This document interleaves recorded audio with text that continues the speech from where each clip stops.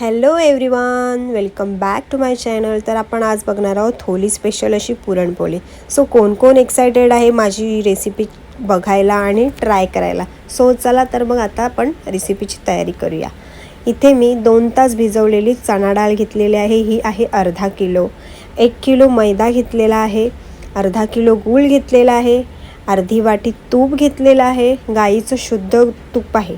आणि 4 ते 5 अशा वेलची घेतलेल्या आहेत आणि मीठ घेतलेलं आहे चवीनुसार. सो इथे 2 तास भिजवलेली चणा डाळ मी आता फुल आचेवरती शिजवत ठेवलेली आहे. आणि इथे आता मी 80% झालेली आहे की नाही, शिजलेली आहे की नाही मी चेक करते. कारण की मग आपल्याला ह्याच्यात थोडं 80% परफेक्ट झाले असेल की यात आपण गूळ मिक्स करून घेणार. सो इथे झालेली आहे म्हणून मी इथे अर्धा किलो गूळ चिरलेला आहे, तो सगळं टाकलेला आहे.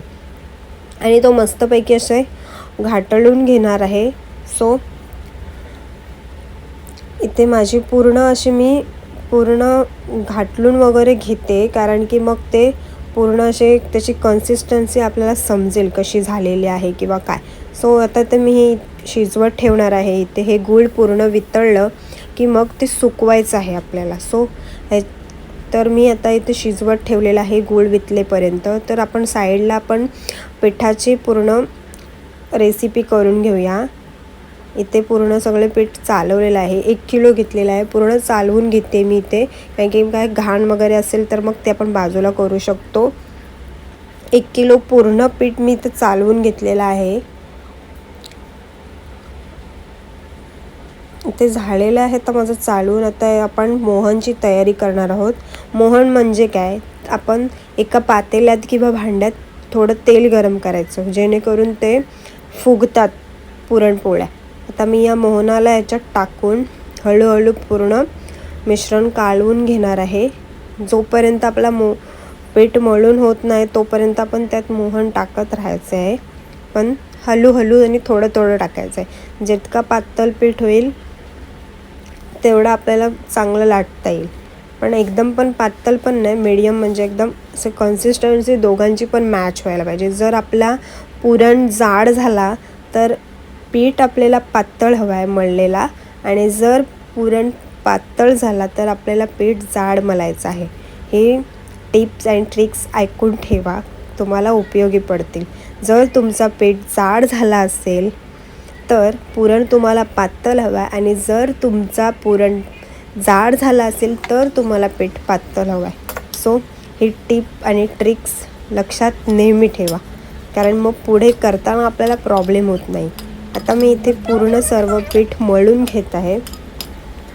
पूर्ण सगळं पीठ असं हळूहळू करून मळून घ्यायचं. आता माझा पुरण मला माहीत आहे, नॉर्मल माझा पुरण जाड राहणार आहे, म्हणजे मला जसा हवा आहे तसाच होणार आहे, कारण की मला अंदाज आहे. सो मी ते तसेच करणार आहे. इथे मी आता माझा पीठ आहे तो नॉर्मल पातळ करणार आहे, आणि माझा पुरण नेहमी जाडच असतो म्हणून मी तुम्हाला सांगितलं. आता मी इथे मोहन थोडं थोडं करून मिक्स करणार आहे, जेणेकरून तो नॉर्मल पीठ सॉफ्ट व्हायला पाहिजे. आणि सॉफ्ट झाला ना की चांगलं वाटतं, आणि मग पुरणपोळी फुगते सुद्धा, आणि छान असं त्याला पदर वगैरे लेअर वगैरे येतात. म्हणून इथे मी असे पीठ मळून घेणार आहे, आणि पीठ मस्त सॉफ्टच मळून घेणार आहे, कारण की मला माहीत आहे माझा पुरण जाड होणार आहे, कारण की मी नेहमी तेच ट्रिकनी करत असते. सो इथे पूर्ण पीठ मळून घेणार आहेत आता. आणि हे पूर्ण सॉफ्ट होण्यासाठी आता याला आपण तेल लावून छान मसाज केलेले आहे. आता ही थोडी मसाज करून याला आता आपण 10 ते 15 मिनटं झाकण लावून ठेवूया. तुम्ही कपड्याने सुद्धा झाकू शकता, मी इथे टोपाने झाकणार आहे. सो झाकण लावून ठेवूया. आता इथे माझी पुरणपोळीचा पुरण होत आलेला आहे, पण जरा नॉर्मल पातळ आहे म्हणून मी जरा सुकवणार आहे त्याला. माझं थोडं लागलेलं सुद्धा आहे, कारण की गॅस फुल आहे. सो इथे आता ते पूर्ण मी सुकेपर्यंत मी आटवून घेणार आहे तो पूर्ण. म्हणजे गूळ आहे ना, गूळ पाणी सोडतो. सो ह्याच्यामध्ये मी साखर टाकलेली नाही आहे. सो काही लोक साखर पण टाकतात, जेणेकरून पुरण आहे ना तो जरा जाडसर होईल म्हणून साखर टाकतात, पण मी नाही टाकत. म्हणून मी असेच पूर्ण गुलामध्ये पूर्ण बनवलेले आहे. काही लोक टाकतात साखर, कारण की ते पूर्ण त्यांचं मेंटेन व्हायला पाहिजे म्हणून. सो मला माहीत आहे म्हणून मी टाकलेली नाही आहे. तुम्हाला जर वाटत असेल टाकावी, तुमचा जर पातळ जरा जास्त झाला असेल तर तुम्ही टाकू शकता. पण मी हे असेच आटवून घेणार आहे गॅसवर. मी त्यात साखर टाकणार नाही आहे. सो तर मी इथे पूर्ण असे घाटलून घेते. पूर्ण आता इथे छानपैकी असे घाटलून घेणार आहे. मस्त असे सुकेपर्यंत मला हे करणार आहे, मी घाटळणार आहे. आता माझी नॉर्मल होईत आले, मला जसं हवं आहे तसं. सो तुम्ही आता हे मी घाटलीपर्यंत मला सांगा, माझी व्हिडिओ कोणत्या म्हणजे गावात, शहरात, सिटीत, इंडियाच्या बाहेर कुठे कुठे पोचले ते सांगा. आता ही माझी झालेली आहे तर मी इथं उतरवणार आहे. सो आता आपण एक भांड्या घेतलेला आहे आणि हे पुरणपोळीची चालन म्हणजे पुरण वाटायची चालन नवीन मार्केटमध्ये आलेली आहे. तुम्हाला माहीतच असेल, नवीन नाही म्हणजे जुनीच आहे. ते आता मी चाळणीमध्ये घेणार आहे आणि ग्लासाच्या साहाय्याने ते नॉर्मल प्रेस करते. एकदम पण जास्त प्रेस नाही करत, ते आपोआप पडतो खाली. तर मी असे प्रेस करून असे वाटून घेणार आहे. काही लोक पहिला पाट्यावर ते सुद्धा वाटायचे आणि ह्याच्यात पण वाटायचे की मिक्सरमध्ये पण लावतात काही लोक, किंवा काही असतात तर डायरेक्ट मग मिक्सरलाच लावून घेतात. हे असे खालून पूर्ण असं पडतं आणि मग हे एक चांगलं आहे माध्यम, म्हणजे एनर्जी जास्त लॉस पण अशी होत नाही आणि आपल्याला जसा हवा तसा आपल्याला पुरण करून मिळतो. आणि आपण चेकसुद्धा करू शकतो किती म्हणजे हे झालं आहे जाड किंवा पातळ, असं सगळं चेक करू शकतो. पहिल्या बायका पाट्यावरतीच वाटायच्या आपल्या, म्हणजे माझी आजी तरी पाटावरती वाटायची. माझ्या मते मी बघितलेलं आहे त्याच्यानुसार मी सांगते, माझी आजी पाटावरती वाटायची. सो आता हे चालन आलेले आहेत तर चाळणीने आपण मस्तपैकी वाटून घेऊया. आणि हे बरी पडते, जास्त जोर वगैरे लावायला नाही लागत. आपले हे करू शकतो आपण की हलक्या हाताने करून घेऊ शकतो. आता इथे गरम गरम घेतलेलं आहे मी आता. सो माझं झालेलं आहे वाटून. तर यात मी आता वेलची पूड टाकणार आहे. आपण वेलच्या घेतलेल्या त्याची मी पूड बनवलेली आहे ती आता टाकणार. म्हणजे नॉर्मल मोठे मोठेच ठेवले कारण खाताना असं त्याची टेस्ट आणि फिलिंग यायला हवी. तर हे मस्तपैकी मिक्स करून घेणार आहे मी पूर्ण सगळं. आणि आता तुम्ही म्हणाल की हातानेच का मिक्स करते, तर हाताची टेस्ट ही वेगळी असते आणि चम्मचची वेगळी असते. चम्मचने पुरणाला लागत नाही, हाताने कसं पुरणाला जसं जिथे हवं तिथे लागतो. सो आता आपण इथे आधी मळून ठेवलेला पीठ घेतलेला आहे, याचे मी आधी गोळे बनवणार आहे. हाताला तूप लावून घ्यायचा आहे आणि मगच ते गोळ्या वलायच्या आहेत. ही टीप पण लक्षात ठेवा, नाही तर तो पीठ तुमच्या हाताला चिकटणार. तर हे मस्तपैकी अशी पारी बनवायची आणि पुरण त्याच्यामध्ये जेवढा मावेल तेवढा भरून घ्यायचा आहे. अशा प्रकारे मी व्हिडिओमध्ये दाखवलं त्या प्रकारे तुम्ही भरा. आणि जर तुम्हाला तसे भरता नसेल येत तर तुम्ही आधी गोळे करून ठेवले तरी चालेल आणि मग ते पूर्ण भरायचे पिठामध्ये. तर हे पूर्ण असे करून ह्याच्या पूर्ण चकत्या मी बनवून घेणार आहेत. पूर्णाच्या गोल्या पूर्ण भरून घेणार आहे एकसाथ, म्हणजे पटापट बनवता येतील. तुम्ही नवीन शिकत असाल तर तुम्ही एकसाथ भरून घेऊ नका, तुम्ही एकच भरून घ्या. नंतर तुम्हाला पुन्हा प्रॉब्लेम नको की ही फाटली कडक झाली म्हणून असं तसं होऊ शकतं.